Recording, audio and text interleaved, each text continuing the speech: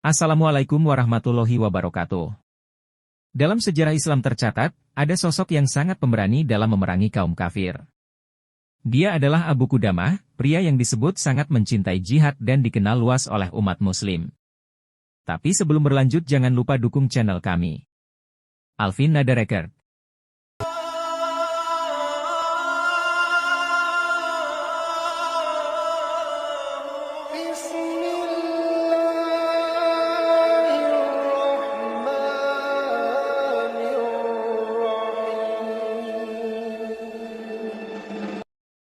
Suatu ketika, dikisahkan Abu Qudamah tengah berada di masjid.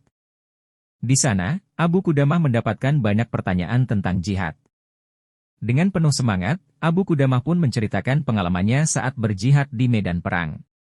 Dr. Khalid Zaid Abdullah Basalamah, LC Kema atau lebih dikenal sebagai Ustaz Khalid Basalamah bercerita, saat menceritakan pengalamannya di hadapan umat muslim, Abu Qudamah saat itu menyampaikan jika kisahnya yang paling menakjubkan adalah ketika menyaksikan seorang pemuda yang bertemu dengan bidadari di medan perang. Suatu ketika ada perempuan yang mengetuk pintu rumah Abu Qudamah hingga beberapa kali, sampai akhirnya dibukakanlah pintu itu, kata Ustaz Basalamah. Saat membuka pintunya, ia melihat seorang perempuan bercadar. Perempuan itu menyampaikan kepada Abu Qudamah jika ia hendak menyumbangkan rambutnya yang panjang dan kuat menjadi tali kekang kudanya saat berperang. Singkat cerita, rambut pemberian perempuan itu pun diterima oleh Abu Qudamah. Lalu, perempuan itu pun kembali menyampaikan jika ia hendak mengirimkan anaknya untuk ke medan perang bersama Abu Qudamah melawan kafir. Saat Abu Qudamah akan bergabung dengan pasukan muslim dan melakukan peperangan, datanglah seorang pemuda yang sangat tampan, tinggi, gagah, dan putih tengah menunggangi kuda. Ternyata dia adalah anak perempuan yang sebelumnya memberikan rambutnya kepada Abu Qudamah. Melihat usianya yang sangat muda, Abu Qudamah lalu meminta agar pemuda itu berada di bagian pasukan paling belakang. Namun tak disangka, saat perang bergejolak, pemuda itu tiba-tiba saja sudah ada di barisan paling depan. Melihat itu, Abu Qudamah pun meminta agar pemuda tersebut mundur. Dengan tegas pemuda itu menolak dan berkata jika sesuai dengan firman Allah Subhanahu wa Ta'ala, maka seorang muslim tak boleh mundur saat bertemu dengan kaum kafir. Hingga sampai akhirnya saatnya istirahat di siang hari, Abu Qudamah mencari keberadaan pemuda itu. Dilihatnya, pemuda itu dengan semangat menyiapkan makanan para mujahidin juga rumput untuk kuda-kuda yang diajak berperang. Usai beristirahat, pasukan pun kembali menyerang musuh. Lagi-lagi, Abu Qudamah melihat pemuda tampan itu berada di barisan paling depan. Dia kembali meminta pemuda itu mundur, tapi lagi-lagi permintaan Abu Qudamah ditolak dengan jawaban yang sama. Peperangan pun kembali dihentikan saat malam hari. Saat itu, seluruh pasukan beristirahat. Abu Qudamah pun kembali mencari keberadaan pemuda tampan tersebut. Hingga akhirnya pemuda itu ditemukan tengah tidur dengan senyum yang lebar di sebuah perkemahan.